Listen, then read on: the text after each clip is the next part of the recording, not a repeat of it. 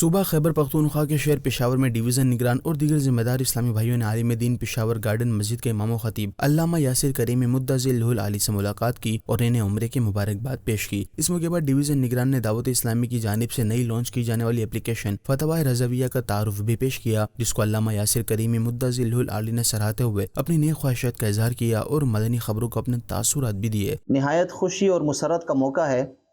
کہ الحمدللہ دعوت اسلامی کے زیر اہتمام، جو دعوت اسلامی کی ذیلی شعبہ آئی ٹی کا شعبہ ہے، اس کے زیر اہتمام ایک بڑی ہی بہت بڑی کاوش کی گئی ہے، جس کے تحت فتاوی رضویہ شریف مکمل جو ہے اپلیکیشن کی صورت میں ہمارے سامنے اس وقت پلے سٹور پہ موجود ہے۔ میں تمام عاشقان رسول کو یہ دعوت دوں گا کہ آپ ضرور اس اپلیکیشن کو ڈاؤن لوڈ کیجئے اور فتاوی رضویہ شریف کا مطالعہ کیجئے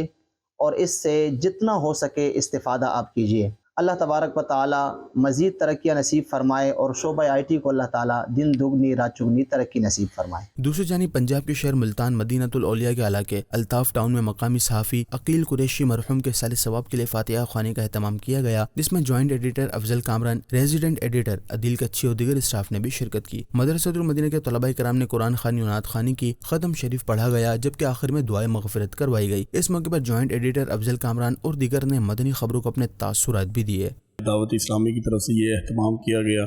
ایک بہت اچھی روایت ہے اور دعوت اسلامی ہمیشہ اخبارات کے ساتھ ایک اچھا ان کا بھائی چارے والا ہمارا تعلق رابطہ رہا ہے، تو یہ بڑا اچھا تھا۔ اللہ تعالیٰ مرحوم کو جنت الفردوس میں اعلیٰ مقام عطا فرمائے اور دعوت اسلامی کو اللہ تعالیٰ مزید طاقت دیں اور اس طرح کے کام یہ مزید بڑھ چڑھ کر سکیں۔ دعوت اسلامی کا بے حد مشکور ہوں جنہوں نے یہ اہتمام کیا، بچوں نے قرآن خوانی کی، سب کا شکریہ۔